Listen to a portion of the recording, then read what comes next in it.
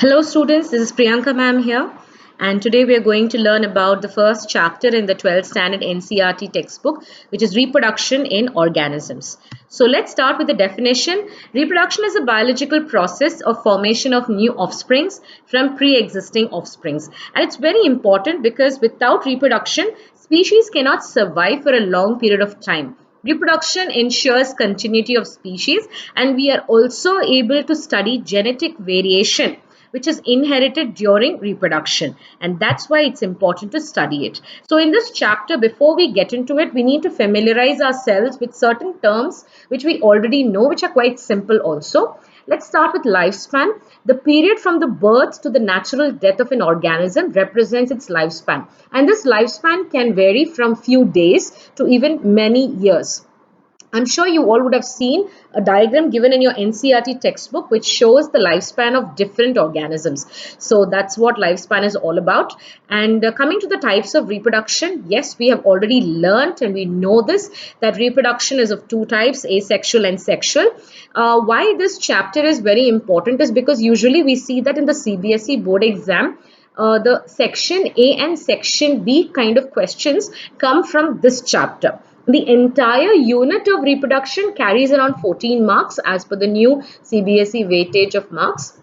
And this chapter specifically gets you those 1 and 2 marker questions very easily, provided you learn the terminologies.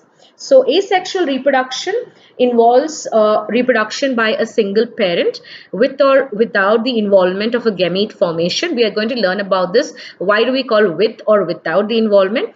And if two parents are involved in reproduction wherein fusion of male and female gametes takes place, that is called as sexual reproduction. Please do not forget to write this particular keyword, which is fusion of male and female gametes. I'll tell you why.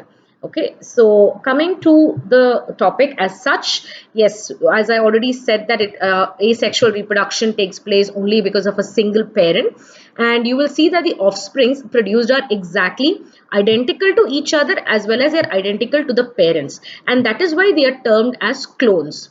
So we call them as clones because they resemble they're a Xerox copy of their parents. And this is commonly seen in single-celled organisms, but we also see asexual reproduction in some plants and animals too. Let's learn about this a little more in detail. These are the different types of asexual reproduction which we'll be covering in this particular chapter. You can see fission, budding, fragmentation. I'm sure we are familiar with all these. There's something called as gemiformation, regeneration, sporulation, and of course vegetative propagation. So let's go in detail. Let's start with the first one, which is nothing but fission. You can see here there are different types of fission: binary fission, multiple fission, and plasmotomy. All right, let me go into it so that we can learn about the topic much more. So depending upon the plane of division, fission is divided into three types. So this is depending upon the plane of division. Okay, let's see. Now there are three basic stages, okay, of this kind of division that takes place, and it takes place in Protista and Monera mainly. You will see that first division of nucleus takes place, followed by division of cytoplasm, and then the parent cell splits into two. Now why am I saying this? Because the first type of division or fission, what we are going to learn is binary fission, wherein the cytoplasmic division, this is important. The cytoplasmic division occurs in any direction, and we have learned so far that binary fission is called binary because yes, there are two identical offspring which are produced. But if you write such kind of an answer, I'm not saying it's going to be wrong, but I wouldn't want that answer to be written for a 12th standard student. So please mention that cytoplasmic division, when it occurs in any direction, and of course leads to the formation of two daughter cells, we call that as simple binary fission. So keep that in mind. Cytoplasm gets divided. Look at our stages here. We said first nucleus will get divided, then we said cytoplasm. So this is our important factor. Okay, so division of cytoplasm, yes, if it takes place in any direction, it's called binary fission. If the cytoplasm divides along the transverse axis, then it is termed as transverse binary fission. Look at the example I've given here of paramecium. You can see that this paramecium had something called as an oral groove, and suddenly this oral groove has disappeared. But immediately, once you will see that the micronucleus is dividing. Once you know that nucleus starts dividing, automatically it will lead to the formation of grooves, two grooves, one here, and look at this, one more is here right down. And automatically after this, you will see that there is a furrow, and you will see other contractile vacuoles, and finally there are two daughter cells. So when this happens along the transverse axis, you will call this as transverse binary fission. Again, don't forget to write the keyword when the cytoplasm divides along the transverse axis. Moving to longitudinal binary fission. Again, when the cytoplasm divides in the longitudinal axis, we call this as longitudinal binary fission. Look at the diagram here. You can see already there is a small furrow which is present in euglena, and automatically there is another longitudinal furrow which is getting formed. I think I'll change the ink. Okay. Before that, look at the diagram, the second diagram. You can see the nuclear body, and the third one here. Division has started to take place in the nucleus, and finally it will lead to the formation of this longitudinal furrow, and then it will slowly divide into two. Here, this is what the division, the big furrow is, and you will see two daughter cells of euglena. Coming to another type of asexual reproduction, which is nothing but sporulation. Now, sporulation basically occurs only during unfavorable conditions. Yes, we have learnt for sporulation in case of formation of spores, in case of rhizopus and all that. But I'm talking about sporulation in animals. Please pay attention. It is sporulation in animals which occurs during unfavorable conditions only. Otherwise, sporulation is seen in kingdom Plantae only, or you will say it is even seen in kingdom Fungi and so on. So what happens during sporulation? Let me explain with this diagram. It's otherwise called as multiple fission in case of animals. You can see here there is a fully grown amoeba which undergoes multiple fission, that is, the nucleus divides many times amitotically. What is the meaning of amitotic division? Amitotic means that one cell divides unequally into two daughter cells. So that is when it is called as amitotic. You will then see that the pseudopodia gets completely changed. Look at this, look at the shape of the pseudopodia here, and look at the shape of the pseudopodia here, how it has completely changed. You can see that the amoeba pulls in the pseudopodia, and suddenly it forms somewhat a circular shape structure, and you will see the formation of a cyst wall. A cyst wall is nothing but a hard outer covering inside which mitotic divisions of this nuclear cell, nucleus takes place, and you will find many amoebic cells getting produced. On return of favorable conditions, all of them, the cyst will rupture and it will release out many daughter cells. Similarly, in case of your plasmodium also, where is plasmodium usually seen? Plasmodium vivax is usually seen in the body of a malaria patient. And what happens at that time? This particular cell of the plasmodium is called as schizont or schizont. You will see it produces several daughter nuclei, and on return of favorable conditions, you will see rupturing of this wall and it releases merozoites. Merozoites are the ones which spread this infection. Now, this is important when you are going to learn about the chapter in the later stages, wherein we are going to learn about human health, and you will learn the life cycle of plasmodium in detail. And that's when you will understand that the process is called as schizogony. Okay, so that's something you just need to keep in mind. But basically, multiple fission is seen in animals only during unfavorable conditions. And of course, the other term called as plasmotomy. Plasmotomy is occurring only in multinucleated protozoans. So protozoans, usually people say they are all unicellular and all. Okay, yes, they may be unicellular. They have one cell, you can see here. Yes, there is exactly one cell, but they have got several nuclei. It is multinucleated. For example, Opalina, and you will see that these multinucleated cells will divide to form multinucleated daughter cells, but keeping in mind that the constant number of nuclei is maintained. So how many nuclei present in the parent cell should be equal to the number of nuclei present in the daughter cell also. Coming to budding. Oh yes, budding is something nothing but an outgrowth, which is seen in the body of an organism, usually due to mitosis itself. You will find small outgrowths or cell masses which are called as buds. And these buds usually separate themselves from the parent body and they become independent and they exist independently. It is seen in case of Scypha, Hydra, as well as in certain tunicates like Salpa also. So let's see how what are the different types of budding. Yes, there are two different types of budding. One is called as exogenous budding, where the bud grows externally. You can see here how externally a bud is growing, and ultimately you will see it becomes fully matured into another organism and it detaches. Example is the classic example which already you have studied in 10th standard is Hydra. So another example I've given is Cycon. Endogenous budding. Yes, this also you have learnt in your 10th standard, which is nothing but yeast. So you will see spongilla also and certain other marine sponges wherein you can see that the development of this bud starts from inside. So internally the development is seen and you will see it produces internal buds or what we call as gemule. So now you are familiar with this term called gemule. Gemule is nothing but an internal bud that is produced due to endogenous budding formed from within the body of an organism. So what is fragmentation? Again, a very familiar topic. Fragmentation is nothing but one vegetative cell completely divides, okay, because of certain mechanical pressure, it divides into smaller segments like these. And after this, these segments are also capable to grow into a new mycelium because of mitotic division. That is important and it's seen in Eulothrix, Spirogyra also. Even in certain fungi we are able to see.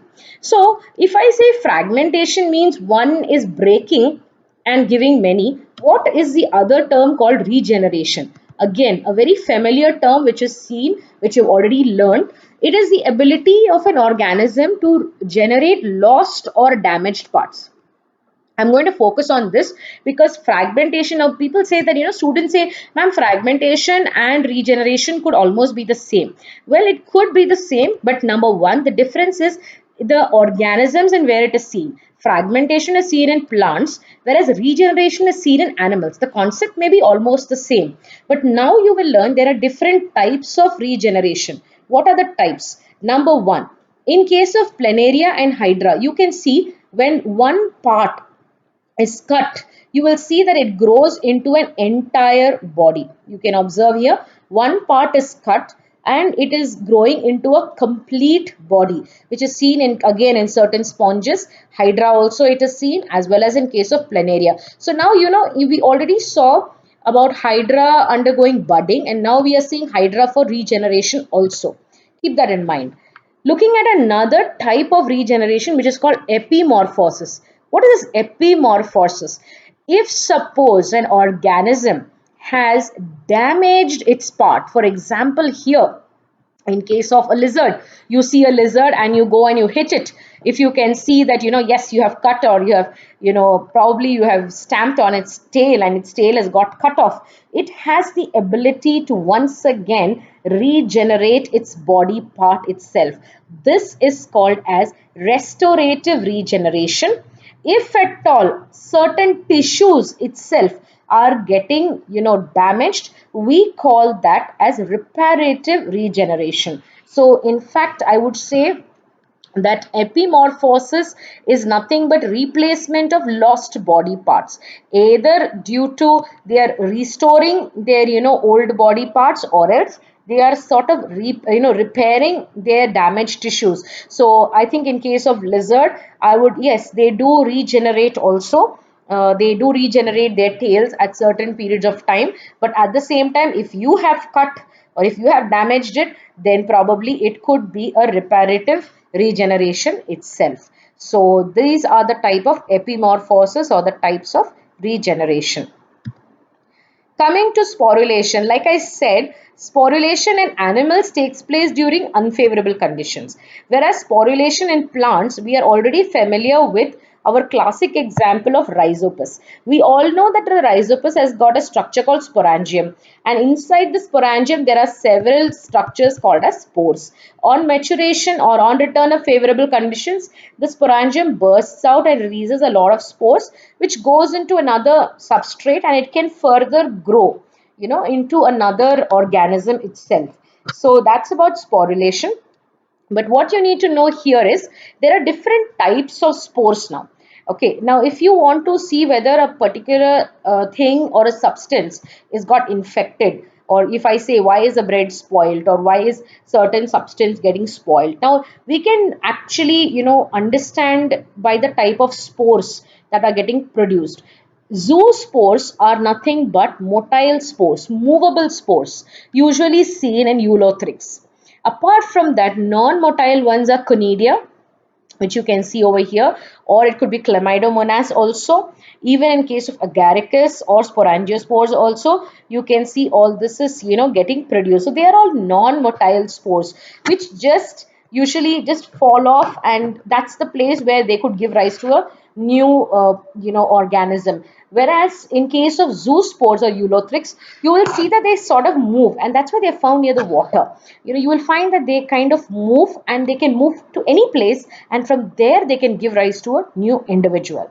So that's why we need to learn about motile and non-motile spores. Coming to vegetative propagation, already this is a very, very familiar and a detailed topic taken in the 11th standard also. But to once again brief about, yes, vegetative propagation is nothing but propagation or growing plants from parts apart from seeds. Now we know that only a seed, if sown, can give rise to a plant, but any other vegetative part also, if taken, roots, stem, leaves, bulbils, or even the fleshy part in aquatic plants, which is called as turions, we can grow new plants from these. And examples given over here, yes, the tuber of the potato is given over here, the rhizome of ginger is given. This is the example of your bulbils, usually seen in agave, or even you can see bryophyllum having adventitious buds, or it can even be an offset. Now these offsets are usually seen in Acornia. Now I want to bring your focus to Acornia, this offset, which is nothing but a swollen stem.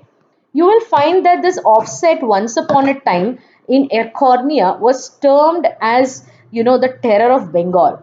Acornia crassipus is nothing but the scientific name of water hyacinth, and water hyacinth was called terror of Bengal. Why it was called the terror of Bengal? Because on the Bay of Bengal region or on that particular sea, it was growing at an alarming rate, very, very fast, and it spread so much on the water body that it cut off the light supply, and it also cut off the oxygen supply to an extent, because of which death of so many fishes and aquatic organisms started taking place. So this is how the water hyacinth looked like, and you can see here the whole thing getting covered, because of which the fishes and aquatic or other organisms could not get light, neither could they get the dissolved oxygen, because this particular plant was utilizing all that oxygen and light, which caused the death of so many species, and that's why it's called as terror of Bengal. Now, what is the significance of vegetative propagation? Yes, we can retain parental traits because of this. And if you have seeds which are dormant, or they're very small, or they have very less viability, they cannot give rise to new plants, then you can utilize this method of vegetative propagation in order to obtain even disease-free plants also. And grafting also can be used to bring together desired characters of two plants. I'm not going too much into detail. You can refer the NCERT textbook for it, because already these topics are taken much in detail in your 11th standard classes also. Coming to the next type of sexual reproduction. Yes, this is what is our main focus. We know that fusion of male and female gamete to produce a zygote is the main crux of this sexual reproduction. And we know that the zygote develops to form a new organism. Now, how it develops to form a new organism, whether the fusion takes place or not in a proper way, let's see in detail, because this is a complex process and it's a slow process when compared to asexual reproduction. Now, here we see that the offsprings are not identical to the parents. neither are they identical amongst themselves in most of the conditions. Yes, in case of twins, they become identical, but in normal cases, they are not identical to the parents, neither to their siblings also. Let's learn about the phases of life in a living organism. Any living organism undergoes a juvenile phase. Juvenile phase is the period of growth between birth of an individual up to maturity. Again, I repeat, up to maturity.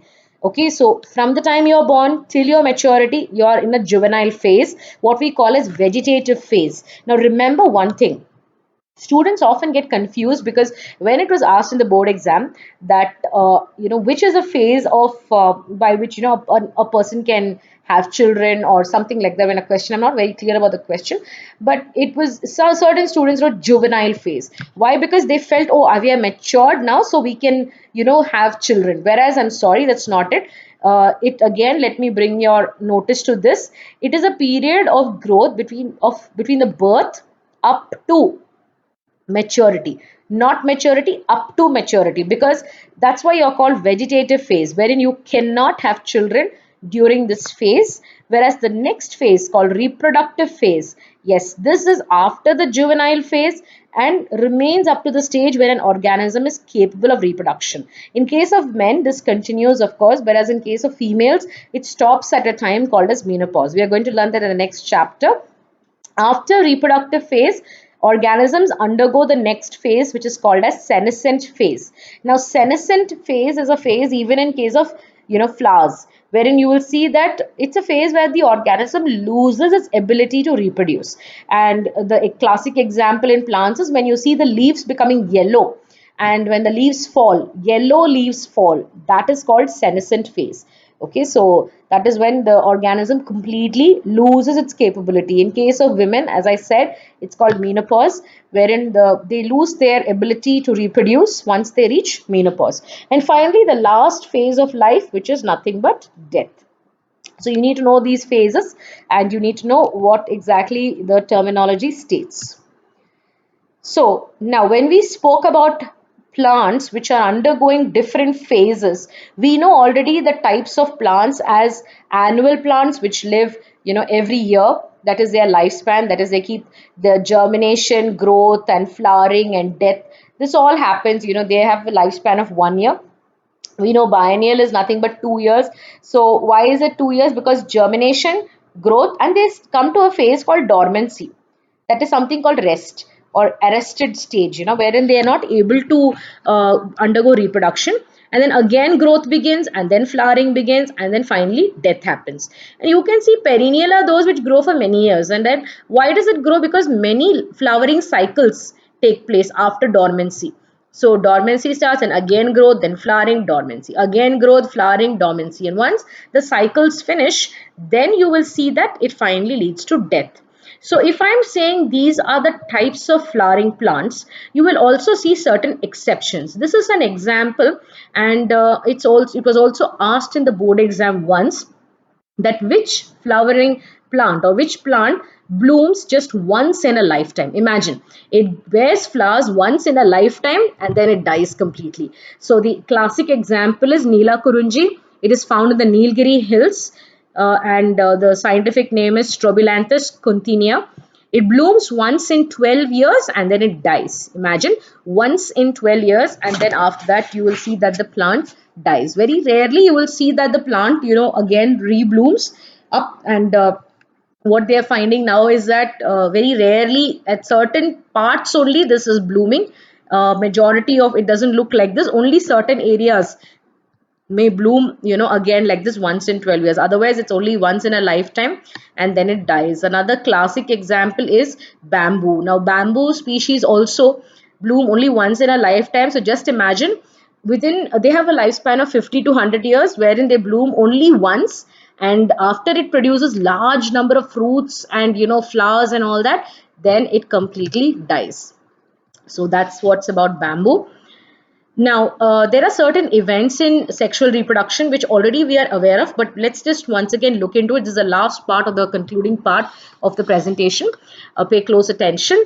Pre-fertilization period, fertilization and post-fertilization. So before fertilization takes place, this is important. Gamete formation and gamete transfer. And after this, of course, fertilization has to take place. After fertilization, what happens? Formation of zygote takes place and formation of the embryo. So that is what actually happens.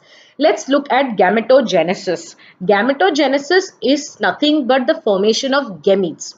A parent may be either haploid or diploid. Please pay attention. Haploid means only n number of chromosomes. Diploid means 2n, that is double the amount.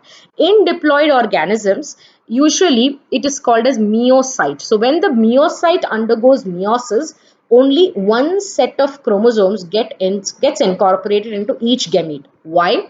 Meiosis gives rise, I think I should change the ink again.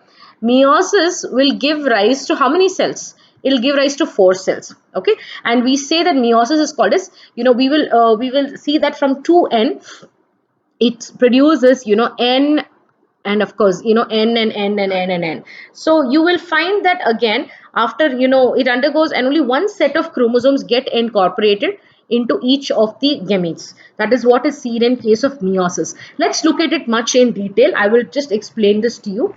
Types of gametes, yes, this is important because as you can see, in certain organisms, they are called isogametes. Look at both the gametes over here. They look exactly identical. They are called isogametes. Here they are called as heterogametes. Why are they called heterogametes? Because they look different. They are morphologically different, physiologically also different. Males are usually smaller. They are very active because they are very faster. They move. Females are usually larger and they are sluggish. Oh, great. Look at that. And you will see that the female cell is also called as an egg or an ovum. Males are of course called as sperms in case of humans. Yes, the term used for fertilization in your textbook also, and it's important because I don't think they have ever mentioned the term fertilization in the board exam question papers. It is mentioned as syngamy. So what are the types of syngamy? External and internal. Again, you are once again aware of this. Let me just brush through it very quickly. External fertilization means the fertilization or syngamy occurs outside the body of an organism. You can see here, female first lays the eggs and then the male fish waits to spread the sperms over the eggs. So that happens externally in case of fishes, whereas internal fertilization is what happens inside the body, usually seen in reptiles, mammals and birds. You will see that the male gametes are motile, they move and they fuse with the egg. This takes place inside the female body. And what happens in case of plants? In plants, you will see again here the male gametes are non-motile. Pay attention. Male gametes are non-motile in case of plants, whereas in humans, male gametes are motile. So again, they are carried by certain pollinating agents which help in pollination. They are carried to the female part, and that's how fertilization takes place in case of plants. Let's see this term called parthenogenesis, a very important term, parthenogenesis. Yes, parthenogenesis means it's a process of sexual reproduction wherein the offsprings are not really formed by fusion. That's why I said in the beginning, they're not really formed by fusion, and they are not actually a part of this. You will see actual reproduction does not take place in parthenogenesis. What happens here? Egg cell is produced by meiosis. You can see everywhere meiosis is okay, except of this you can see meiosis is getting produced. So in case of this, let's look at this. Egg cell is produced in case of meiosis, that is by meiosis in case of automixis. Okay, we're talking about automixis, wherein you will see that it forms n number, that is the oocyte what it forms, and asymmetric cytokinesis takes place. That means its division of cytoplasm is not equal. You will see one large cell called oocyte. That is what is getting formed. I'll repeat again. In case of automixis, let me just again change the thing. In case of automixis, you will see meiosis takes place to form asymmetric, cytoplasmic division, and formation of oocyte is seen. This oocyte has got n number of chromosomes. That means it is haploid. This can become diploid if it fuses with one more oocyte. Then it produces 2n diploid zygote. Otherwise, If it undergoes chromosome replication also, it can form 2n number also. So this is called as automixis. Now what is the other process called apomixis? Look at this. Apomixis is not produced by meiosis. Apomixis is formed by mitosis, and you will see formation of diploid. Okay, you can see here a diploid cells, and you will see from this diploid egg cell it forms a diploid embryo also. So as a result, you can see that the offspring is a clone of the parent cell. Again, I'm repeating, parthenogenesis is not the fusion of male and female as such. You will see that from the, without fertilization itself, it leads to the formation of a new organism. And in most of the cases, you can see it's a diploid zygote here also and here also. So diploid zygote or a diploid egg is produced because of parthenogenesis. There are two types of how this parthenogenesis takes place. Either it can be natural or it can be artificial. Let's look at this natural. Complete parthenogenesis means it happens in case of lizards. These, some of these species have no males and they don't have any sexual phase. So the organism depends upon self reproduction, and that's called as complete parthenogenesis. So this entire process takes place on its own, by its own self.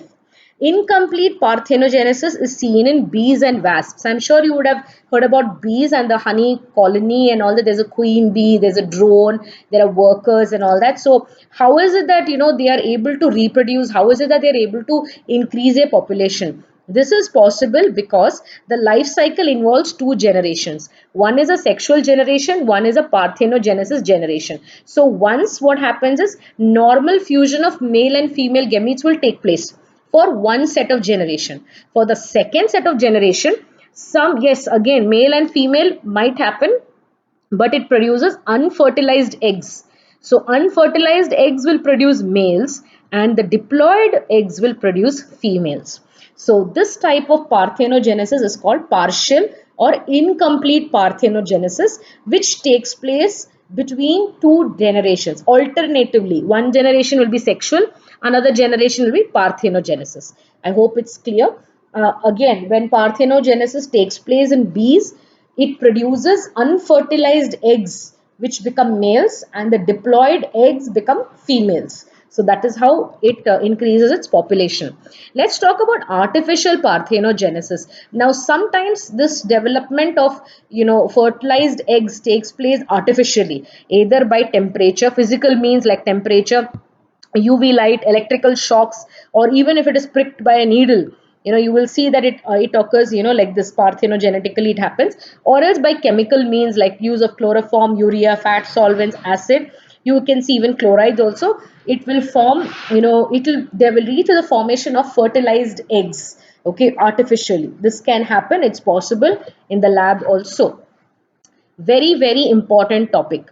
Differences between parthenocarpy and apomixis. Now, what is parthenocarpy? Parthenocarpy is nothing, it's similar to this parthenogenesis. I will come to that differences later. Parthenocarpy and apomixis is asked sometimes in the board exam. You need to say that the similarity is that they both involve no fertilization.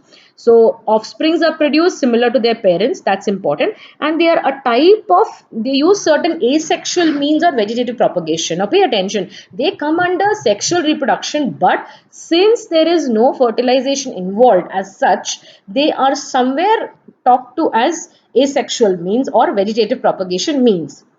But there is a basic difference between both. Apomixis is formation of seeds, whereas parthenocarpy is formation of fruits. I'll repeat this point. Apomixis is formation of seeds, whereas parthenocarpy is the formation of fruits. Apomixis produces genetically identical mother cells. Mother. Okay. Whereas parthenocarpy produces genetically identical offspring. All right. So look at the previous point. Apomixis formation of seed, but apomixis produces genetically identical mother cells. And here parthenocarpy formation of fruits. Here parthenocarpy produces genetically identical offsprings. Apomixis is seen in angiosperms, gymnosperms. Parthenocarpy is seen in plants and animals. And you will see that if this parthenocarpy occurs in animals, we call it as parthenogenesis. That's what I was talking about now. Yes, this is the differences between both. Again, this is another important question asked in the board exam. Development of fruit without prior fertilization is parthenocarpy, carp, pericarp, endocarp, mesocarp. So parthenocarpy is happening in plants. Development of a fruit. Parthenogenesis is reproduction from an ovum without fertilization. Okay, usually seen in invertebrates and lower plants. Fruit is produced through parthenocarpy, does not contain seeds, whereas organisms produced through this are mostly haploid and they are unable to reproduce, sexually. Here it does not produce an offspring. Here it produces a haploid offspring. Here occurs in plants such as watermelon, banana. So you can see here seedless, uh, seedless. Okay, I think I've lost that. Sorry about that part. Let's go back to it. You can see here seedless, fruits. You will see that yes, it is in case of watermelon, banana, pineapple and roses. We will see this, whereas here it occurs in lizards and insects. So this is very, very important. Like I said, it is asked in the board exam. So do not miss out on learning the differences. Coming to post fertilization, this is the last part of the presentation. Post fertilization. After fertilization, what happens? Two things happen. One is zygote formation and the other is embryogenesis. Zygote formation is nothing but again a diploid zygote. That's what you need to know.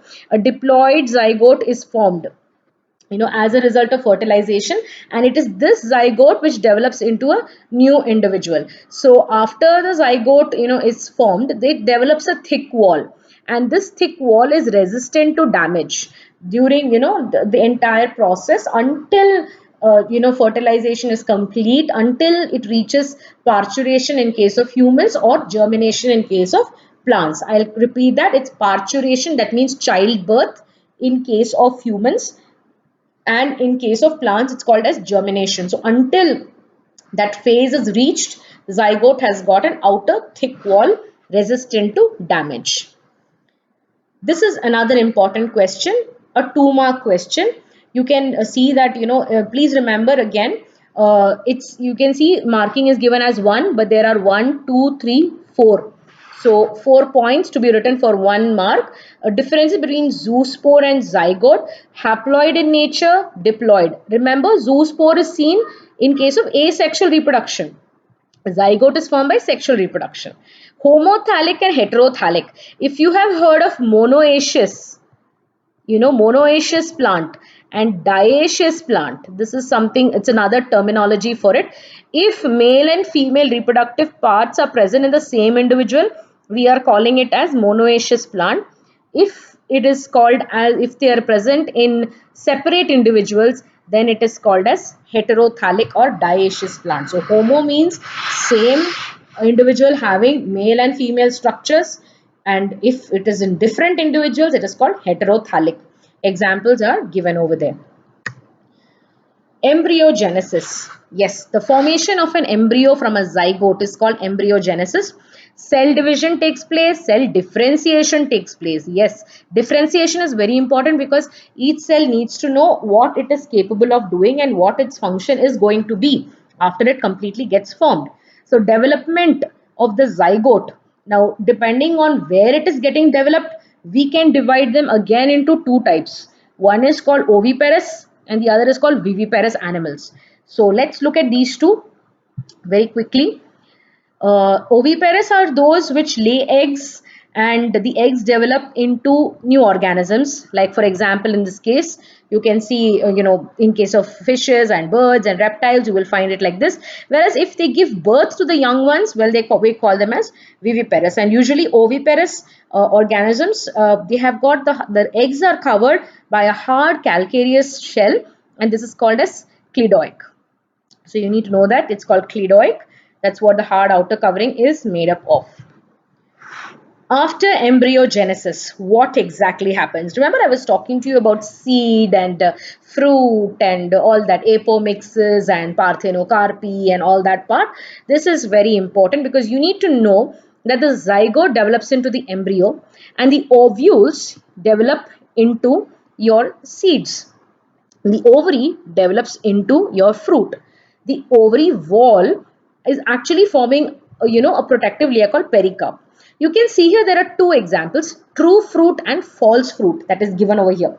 What is this true fruit and false fruit? Look at where the seeds are present and look at the ovary, look at the pericarp. The edible fruits are actually called, as you can see there, you can see that the flower parts are fused and they are swollen in case of the edible part. In case of apple, if you've ever eaten an apple, that's how it looks like. Whereas look at a grape is actually a true fruit. Why? Because it is, the ovules are present here, and inside the ovules you can see the swollen ovary, very very clearly it is seen. Whereas look at the ovary here, it's a shrunken ovary right at the center, right over here, and surrounding them you have got the seeds. Here seed is inside, surrounding it is the, I'll repeat it again, seed is inside, surrounding it is the ovary. Here you see the ovary is right here, and surrounding it is the seed. Now this is a little bit different, and around that is the edible part, which is nothing but the flower parts, which are fused and swollen. So that's why an apple is called as a false fruit. Usually when somebody says, give an example of a fruit, everybody raises and says, oh, apple, apple, apple. But actually apple is a false fruit, whereas grapes is a true fruit. Chromosome number in different organisms you are expected to remember, so make sure that you go through the NCERT textbook and at least try to remember in different ways the important organisms itself. You never know when it can be asked. So that's about the class today, and we have concluded with the lesson on reproduction. In case you have any doubts, please post in your comments and give in your comments and your suggestions also. You may also like and subscribe to the channel. So thank you. I will get back with another session on the important questions related to it, or even we can go to the next chapter, that is chapter number 2. So till then, take care.